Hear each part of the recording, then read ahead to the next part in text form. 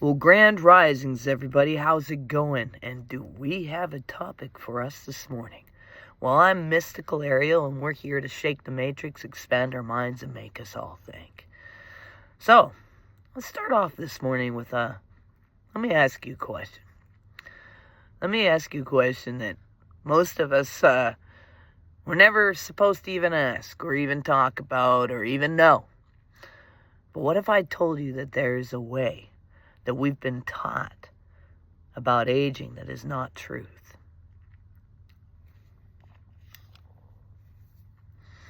Look at me. You know I don't look 50.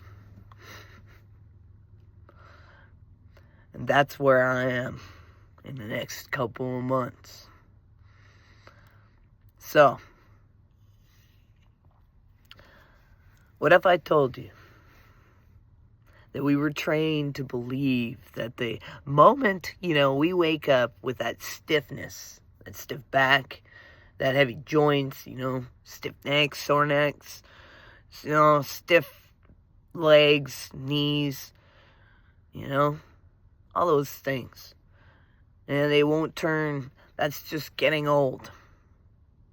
That's the script we've been taught. Getting old.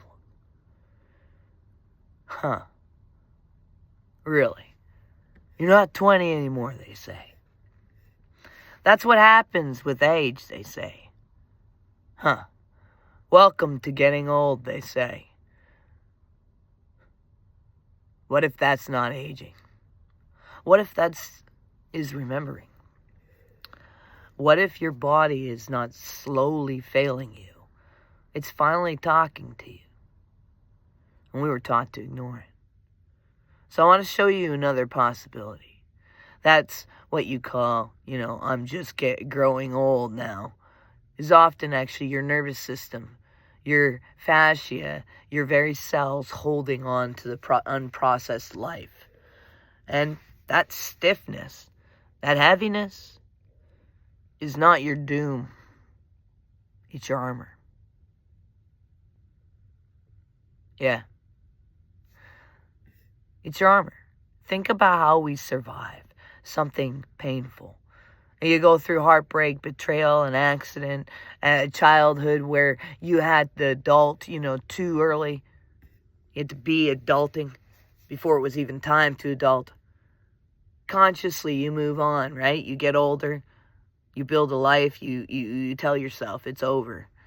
It doesn't affect me anymore, is what you tell yourself. But the body is on a different timeline. It remembers everything. Psychology and the trauma work show us that when something overwhelms us, that the nervous system actually goes into survival, fight or flight, freeze or fawn. And the heart even races. Muscles brace. The breath gets shallow even. Digestion even changes. And if we can't complete that survival response, if we can't run, can't fight, can't cry, can't speak, the body often holds that pattern as if it still needs to be ready. Yeah. You know what I'm talking about. The things we were pushed down and ignored.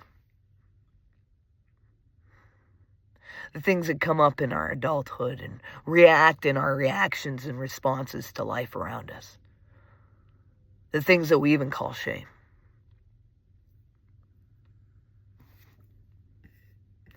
See, the mind says that was 20 years ago. And the body says, it's still happening, man.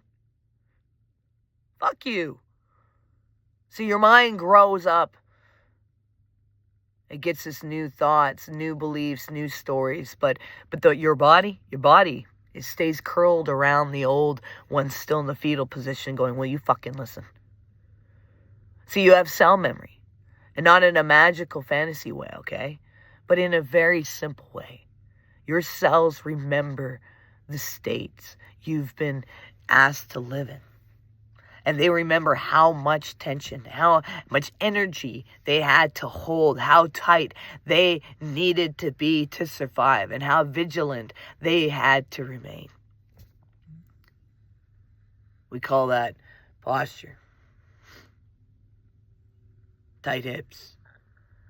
my back pain, my anxiety. We rarely call it what it actually is. A biography written in your flesh. You guys have heard me many times in my teaching saying our cells hold the memory. You know, there's a time in my life I could meditate all I wanted. But every time things blew up, got overwhelmed, I felt unsafe, my body reacted. And relationships were affected.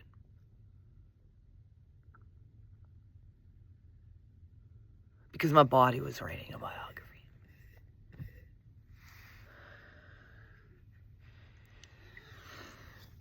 Hence why I always talk about nature so much. There's a secret web inside of us, guys. And now let's bring this into science. So not long ago, it was actually researchers started talking about a structure in the body often described as the interstitial, a fluid-filled web-like network throughout your body, just under the skin, by the way, around your organs, lining your muscles and vessels. They used to think it was just a dense wall of tissue. Then they looked more closely and realized this is not a solid wall. It's a living three-dimensional lattice filled with moving fluid. Alongside that, we have fascia, another continuous connective web that wraps every muscle, fiber, every organ, every nerve, tying the whole body together into one system. Modern bodywork, movement, science, and somatic therapy have been showing us that fascia doesn't just passively hold things in place. It responds to how we live. It thickens, dehydrates, or glides differently depending on tension and stress. It carries mechanical and possibly informational signals across the body. Think of it like this. Your body is wrapped and woven in an inner web of living fabric and fluid. And when you are safe, breathing, moving, present, that web is more like water and silk. It can slide, it can adapt, it transmits forces efficiently, like a well-tuned instrument. And when your nervous system is afraid, that same web tightens. Your muscles contract, you breathe, freezes your fascia and connective tissues, densify and loose glide. This is not some abstract theory, guys. This is why after a long period of stress, your shoulders feel like rocks and your jaw feels like you've been clenching for years. Here's the key. In biology, this kind of bracing is supposed to be temporary. The threat comes, your body reacts, you respond, and then releases. Like liquid, briefly thickening and flowing again. But what happens when the threat really, really never ends? What happens when the danger isn't one event, but a whole childhood? Or a relationship? Or a lifetime of never feeling safe to be yourself? Then that temporary gel state can become your default. Over time, it feels like crystals. Not literally turning to stone, but experientially, your tissue feels hard, fixed, immovable. And then someone comes along and tells you, that's just aging. That's just age. Full of crap, man. Let me share a few stories, for instance, okay? You know, there's a trauma therapist who tells these stories, of a woman in her 50s who came into therapy with crippling back pain and stiffness. She'd been told for years it was just wear and tear and you're getting older. Her scans show some degeneration, nothing extreme, but enough to match the narrative. In therapy, they start gentle body-based work, tracking sensations, allowing trembling, letting the body shake out old responses. And as she processed memories of childhood, violences she had never fully acknowledged, her back would sometimes arc or curl without her deciding it. Over months, as she found language for what happened, let herself grieve, and allowed the body to compete old defensive gestures, her range of motions improved, her pain lessened, and she started saying, I feel younger than I did 10 years ago. Did her cells literally reverse age? No.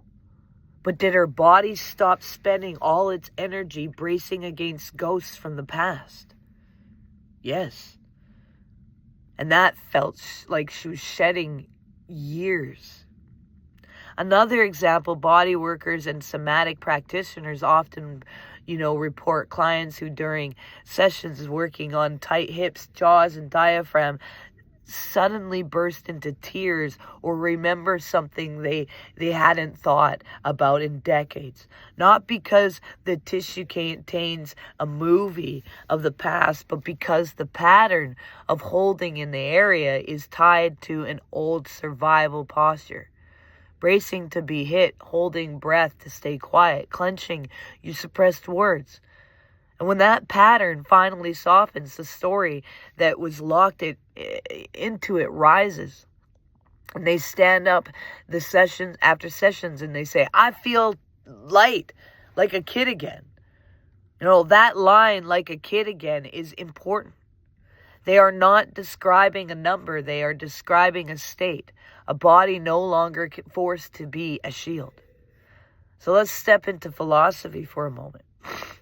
What if your body, your unconscious made visible? Every posture is a conclusion your system came to about reality.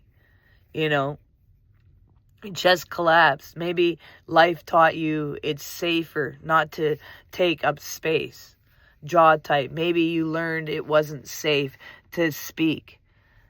Shoulders permanently raised. Maybe the world never felt like a place where you could fully exhale. We usually think of belief as sentences in the mind. I am not enough. The world is unsafe. But before those became sentences, they often become shapes.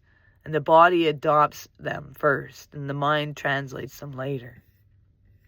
So when you call your stiff back my age, you might actually be carrying decades of I am not safe. I must stay ready. I am on my own. Concretized into form. In a way, your body is more honest than your own thoughts, by the way. You can say, I'm over it, but your spine might say, no, we are not. From philosophical lens, you are not a mind in a machine. You are a whole embodied field of memory, meaning, and response. Your matter is not separate from your story, okay? So now let's bring this to the Gnosis perspective. Gnosis, we speak of a divine spark, a light, trapped in layers of ignorance, fear, and heaviness. The language can be mythic, archons, rulers, false structures that keep the soul asleep. And whether you take that, you take the literal or metaphorical, the picture is clear. Something luminous is wrapped in something heavy. And your trauma patterns, your chronic tension, this is just who I am, now stiffness. These can be seen as the layers of heaviness, not evil, not a punishment, but a kind of emergency armor the soul had to put on survive. You are not decaying, you are armored light. Gnostic ideas often speak of the gnosis as remembering, not learning something new, but remembering who you really are and always have been. In the body, that remembering looks like remembering that the threat is over. Remembering that you are not trapped in the moment that hurt you. Remembering that your body is not just a prison. It is a temple that can be reclaimed. And when your inner fluids, your interstitial spaces, your fascia, your breath starts to move again. It is like turning stone back into water. It is as if the shell around the spark softens, and the light that can move through your form.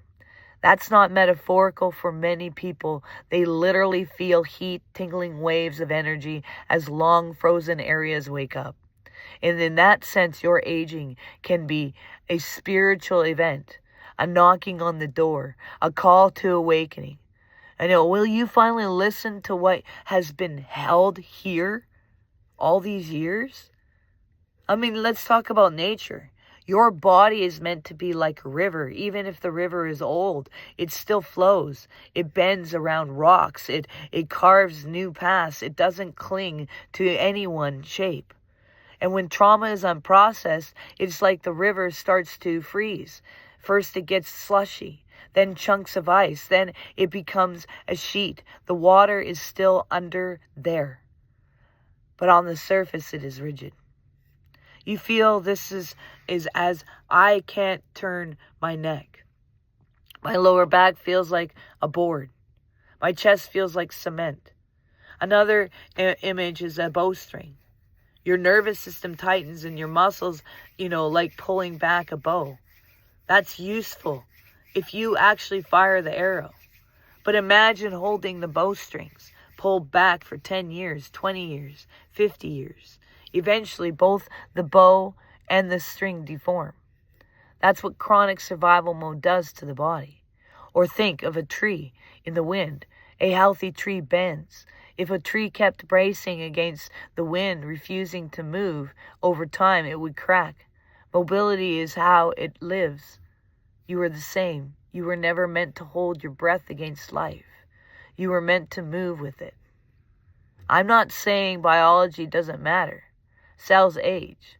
Collagen changes, hormones shift. We do have a finite lifespan in these bodies. But I am saying this is huge part that what we casually label aging is actually accumulation, processed life, unprocessed life.